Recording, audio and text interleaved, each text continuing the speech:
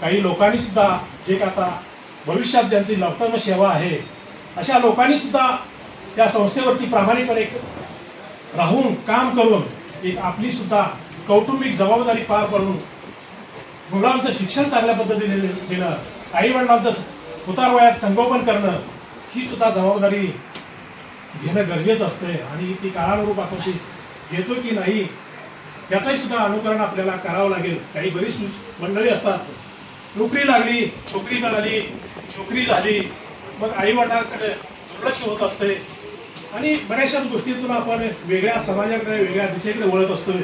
पैसा हातात आला की आपल्याला वेगवेगळं काहीतरी सुचत असतंय. मला सुद्धा माझ्या हातात लवकर पैसा आला, पण त्याचं नियोजन आणि प्लॅनिंग करणं ही एक काळाची गरज असते आणि त्यातूनच काही लोकांनी आपल्या पद्धतीनं नियोजन करून एक कौटुंबिक जबाबदारी बाजार समितीच्या सेवेसाठी एक पदार्पण करून एक बाजार समिती उंचीवरती कशी न्यायची यासाठी काही लोकांनी आपल्या योगदान दिलेलं आहे. म्हणून आपण या सभागृहामध्ये हे स्वच्छ आणि चांगलं सभागृह आहे याची आठवण या ठिकाणी होत असते.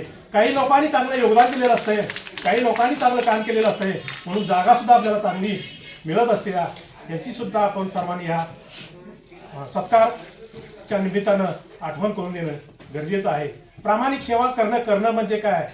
चांगलं काम करणं, चांगलं नियोजन करणं, चांगली सेवा बजावणे, वेळेत ड्युटीवरती येणे, वेळेत काम करणे, कोणताही वशिला न आणणे. नोकरीपुरता वशिला ठीक आहे, पण कामासाठी वशिला आणणं हे संस्थेच्या हितासाठी किंवा बाजार समितीच्या हितासाठी पोषक नसते वातावरण. कधी संस्था एखादी अडचणीत येऊ शकते, त्यासाठी घरातलीच कौटुंबिक लोक जबाबदार असतात. एखादं घर खाली जायला एखाद्या घरातील जसा एखादा सदस्य कारणीभूत असतो तसं बाजार समितीची सेवा करत असताना, एवढ्या मोठ्या संस्थेमध्ये काम करत असताना एकजुटीनं काम करणं ही काळाची गरज असते.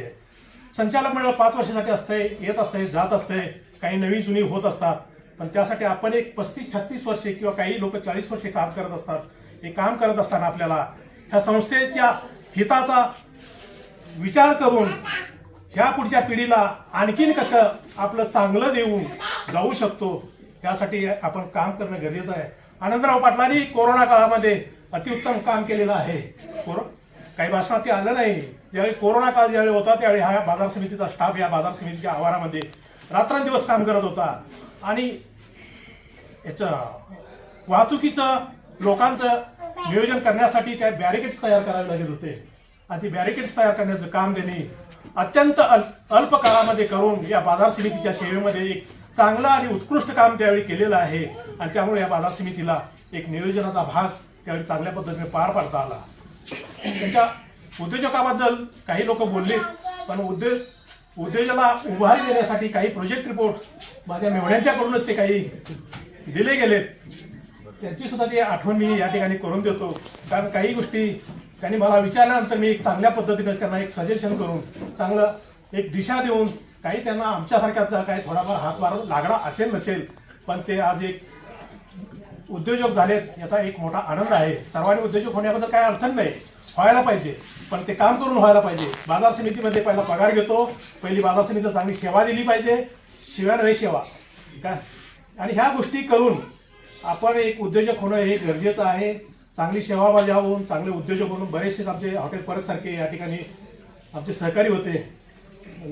परत आपल्या संदीप पाटोळे साहेब अशी काही मंडळी आमच्यात उद्योजक म्हणून गेलीत. काही त्यांच्याकडे उत्साह होता, काही एनर्जी त्यांच्याकडे वेगळ्या परमेश्वराने दिलेली होती आणि त्या एनर्जीच्या जीवावरती त्यांनी आपलं स्किल निर्माण केलं. उद्योजक होणं एवढं सोपं नसतंय किंवा नोकरी करणंही चांगल्या पदावरती किंवा खाली एवढंही सोपं नाही. सगळीच गोष्टी अवघड असते आणि त्या अवघड गोष्टीतून आपल्याला मार्ग काढून त्या बाजार समितीच्या सेवेमध्ये त्या आनंदाच्या सोहळ्यासाठी आपण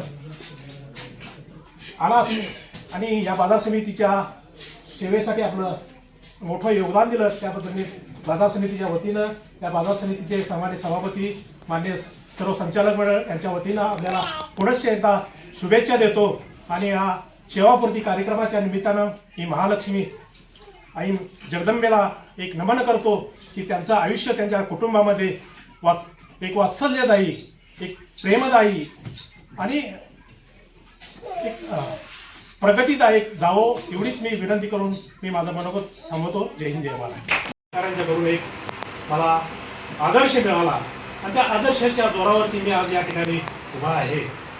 कारण आशीर्वादही सुद्धा महत्त्वाचे असावे लागतात. काम करत असताना प्रामाणिकपणे काम करणं गरजेचं असते.